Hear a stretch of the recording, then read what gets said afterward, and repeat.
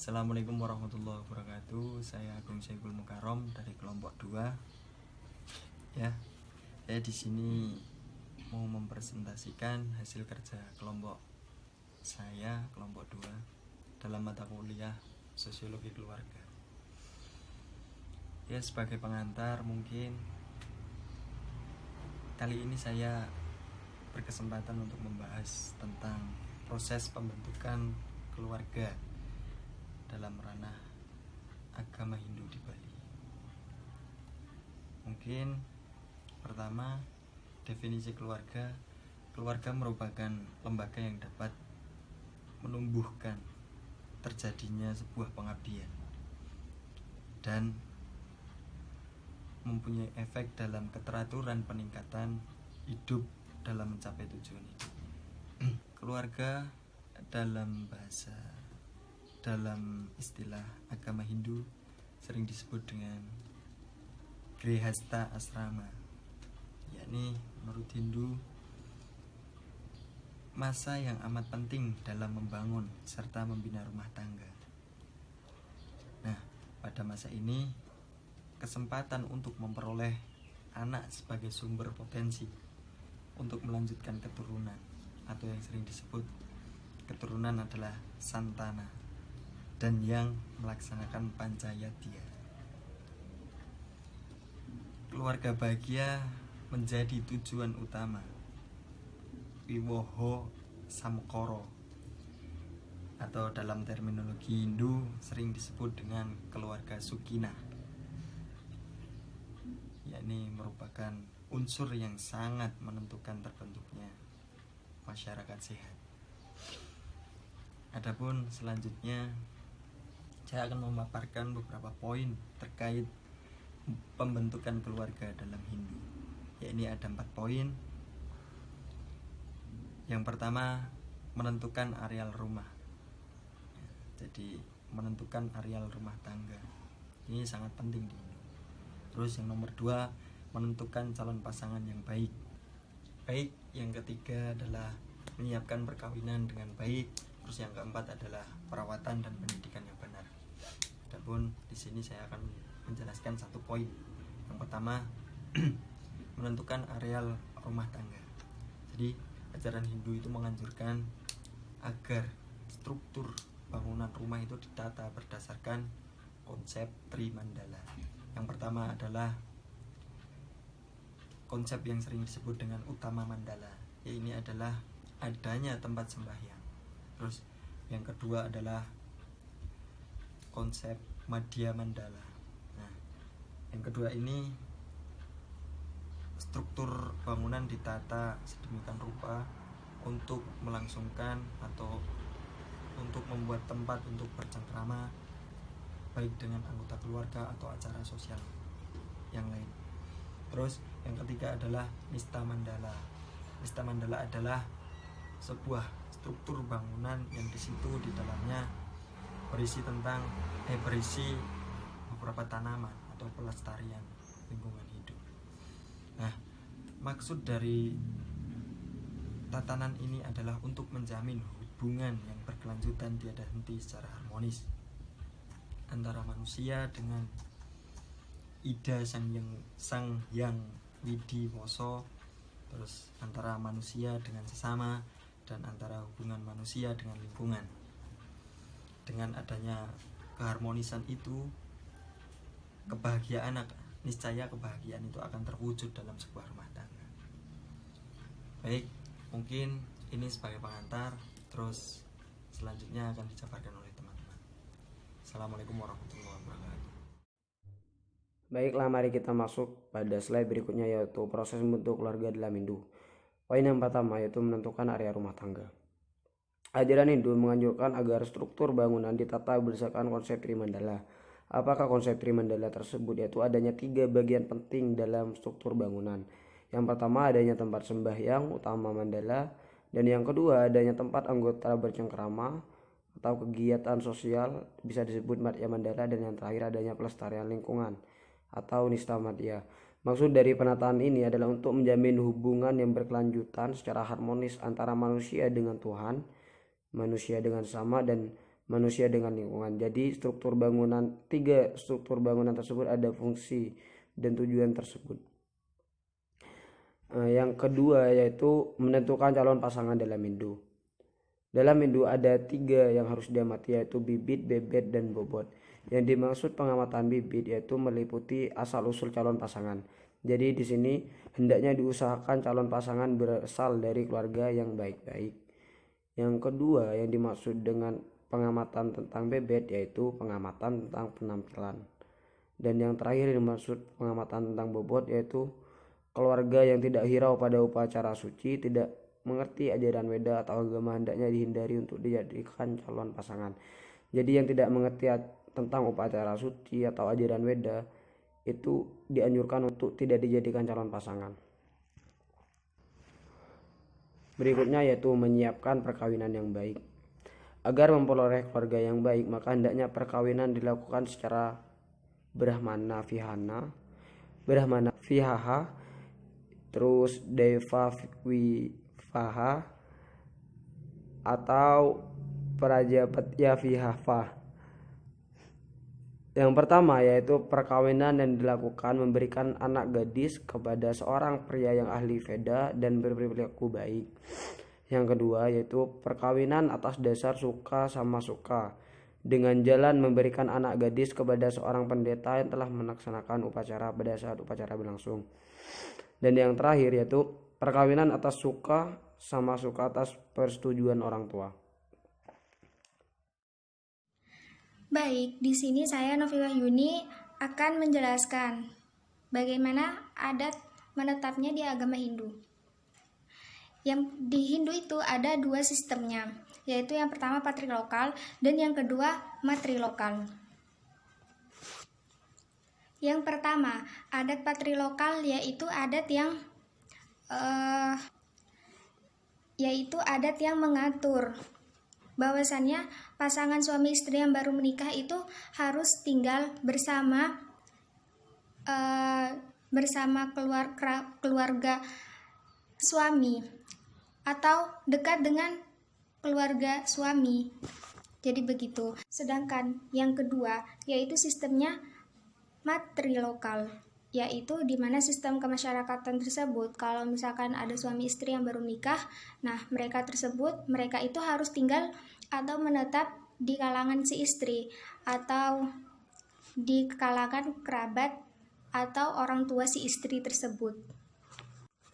Selanjutnya, prinsip-prinsip dalam keluarga Hindu, yaitu ada 2, ada patrilineal dan juga ada matrilineal. Yang pertama, patrilineal yaitu menghitung keluarga hubungan kekerabatan melalui ayah saja. Jadi setiap individu yang dalam masyarakat tersebut yang berasal dari keturunan ayah itu termasuk dalam kekerabatannya. Nah, kalau yang kedua itu matrilineal. Kalau yang matrilineal itu menghitung hubungan kekerabatan melalui ibu saja. Jadi setiap individu yang dalam masyarakat tersebut yang berasal dari keturunan ibu itu masuk dalam kekerabatannya. Selanjutnya, pengaturan wewenang dan kekuasaan dalam agama Hindu. Nah, di Bali itu kebanyakan sistemnya menganut sistem patriarkat, di mana laki-laki tertua atau suami atau ayah dalam keluarga tersebut menjadi pemegang wewenang dan kekuasaan di dalam keluarga tersebut. Dalam artian di dalam keluarga tersebut bahwasannya kedudukan laki-laki itu lebih menonjol pengaruhnya dari kedudukan wanita di dalam wewenang dan kekuasaan. Seperti di Singaraja, di Denpasar juga sebagian, di Bangli juga. Nah, kalau ada juga yang sistemnya tersebut bahwa harus si istri yang memegang kekuasaan, karena si istri tersebut sebagai sentana rajak dalam keluarganya. Dalam artian sentana rajak tersebut yang berarti anak tunggal. Nah, kalau misalkan si anak tunggal tersebut menikah dengan seorang laki-laki yang berbeda kasta, nah laki-laki tersebut harus mengikuti keluarga si wanita tersebut dan juga harus menetap di keluarga si wanita tersebut. Seperti contoh sebagian di Karangasem. Kalau di Karangasem seperti itu. Sistemnya meskipun berbeda kasta, tapi ya kalau misalkan udah anak tunggal, satu-satunya anak tunggal di dalam keluarga tersebut.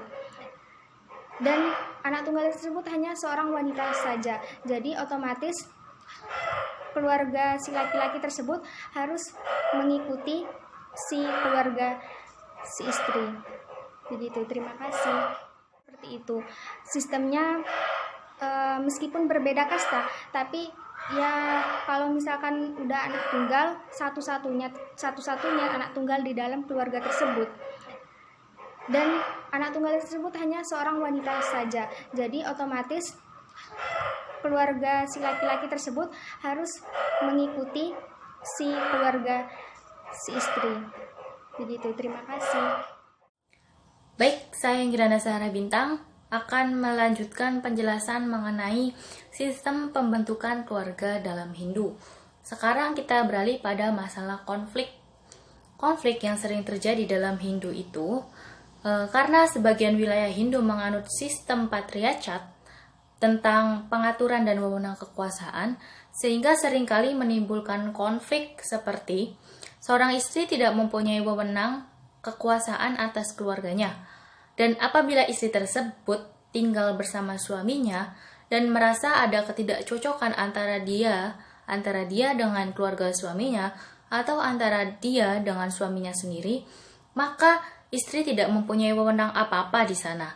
Istri tidak mempunyai pengaturan dan istri tidak mempunyai wewenang apa-apa di sana karena beberapa wilayah yang menganut sistem patriarcat.